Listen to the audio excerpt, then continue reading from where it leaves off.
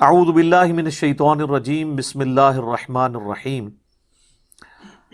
ان فی خلق السماوات والارض، بے شک آسمانوں اور زمین کے پیدا کرنے میں، واختلاف اللیل والنہار، اور رات اور دن کا بار بار آنا، رات کے آنے کے بعد دن اور دن کے بعد رات کا آنا، یہ بدلتے رہنا، اس کے اندر لآیات لأولی الالباب، نشانیاں ہیں ان لوگوں کے لیے جن کے پاس عقل ہے۔ تو عقل تو سب کے پاس ہے۔ اس سے یہ بات بھی پتہ چلی کہ اکاؤنٹیبلٹی اسی کی ہے جس کا دماغ کام کر رہا ہو۔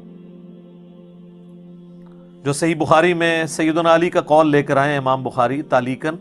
اور اس کی پوری سند مرفوع حدیث بھی سنن ابن ماجہ میں موجود ہے۔ مولا علی نے نبی علیہ السلام کے حوالے سے بھی بیان کیا ہے کہ 3 قسم کے لوگ ہیں جن سے اللہ تعالیٰ نے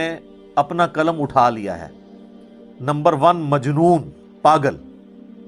ظاہر وہ اہل عقل میں نہیں آئے گا۔ نمبر 2 بچہ، جو ابھی بلوغت کی عمر کو نہیں پہنچا، چھوٹی عمر میں ہے، تو ظاہر ہے وہ بھی عقل مند نہیں ہے اس طرح۔ اور نمبر 3 سویا ہوا شخص، نیند کی حالت میں، اللہ تعالیٰ کی طرف سے کوئی گرفت نہیں۔ اگر کسی سے کوئی ایسا معاملہ ہو جاتا ہے تو نیند کی حالت میں، بعض اوقات لوگوں کو چلنے کی بھی عادت ہوتی ہے، یا اسی طریقے سے کسی کو نیند آ گئی، اس دوران اس کی نماز چھوٹ گئی، تو بخاری و مسلم دونوں میں حدیث ہے کہ جو شخص بھول جائے یا سو جائے، تو جب اسے یاد آئے یا وہ سو کر اٹھے تو اس نماز کو وہ اس وقت ادا کر لے، اس کے لیے اس نماز کا ٹائم وہی ہے۔ اور پھر آپ علیہ السلام نے سورہ طٰہٰ کی آیت تلاوت کی، وَأَقِمِ الصَّلَاةَ لِذِكْرِي، میری یاد کے لیے نماز کو قائم رکھو۔ تو ان 3 لوگوں پہ گرفت نہیں ہے، پاگل ہو، بچہ ہو اور سویا ہوا شخص۔ اس کے علاوہ جس کو بھی عقل ہے، عقل کا یہ مطلب نہیں کہ بہت زیادہ وہ ذہین اور فتین ہوگا، عام انسان جس کا دماغ ذہنی توازن کام کرتا ہے، بگڑا ہوا نہیں ہے، اس کے لیے اس کے اندر نشانیاں ہیں، آسمانوں اور زمین کی پیدائش میں اور رات اور دن کے آنے جانے میں۔ یہ جو 2 بڑے بڑے فزیکل فینومینا آف نیچر ہیں، قدرت کے مظاہر ہیں، یہ ہر شخص آبزرو کرتا ہے، چاہے آج کا انسان ہو، آج سے 10,000 سال پہلے کا سٹون ایج کا کوئی انسان ہو، وہ ان چیزوں کو آبزرو کرتا ہے، اور اس رزلٹ پہ ضرور پہنچ جاتا ہے کہ یہ کائنات کسی نے بنائی ہے، بغیر بنائے نہیں بنی ہے۔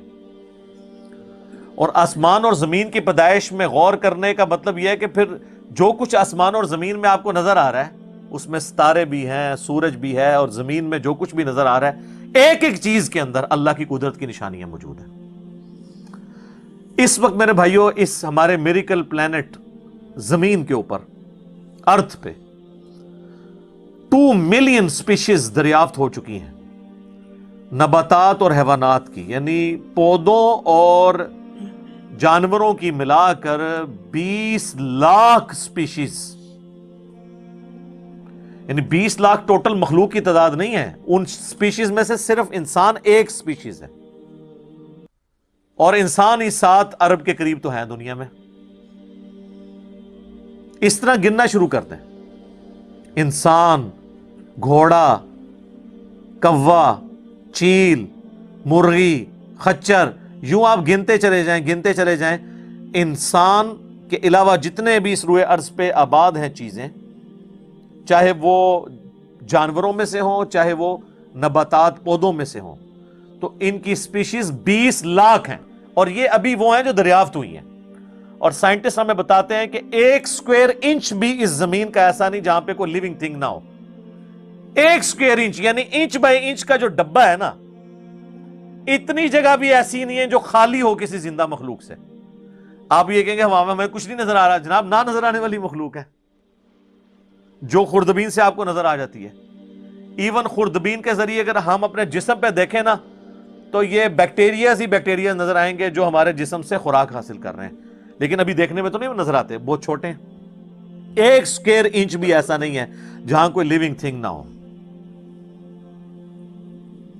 تو سپیشیز کی تعداد پھر ایک سپیشیز کی کس لیول تک ہوگی؟ صرف انسیکٹس، کیڑے مکوڑے زمین پہ اتنے ہیں کہ زمین پہ بسنے والے ہر انسان کو اگر 20 کروڑ کیڑے دے دیے جائیں، یہاں 100+ لوگ بیٹھے ہوئے ہیں، آپ میں سے ہر ایک کو میں کہوں کہ 20 کروڑ آپ کے 20 یعنی 200 ملین ہر بندے کو میں کیڑے الاٹ کرنا شروع کروں اور 7 ارب انسانوں کو الاٹ کر دوں تو اس سے زیادہ انسیکٹس ہیں صرف روئے ارض کے اوپر.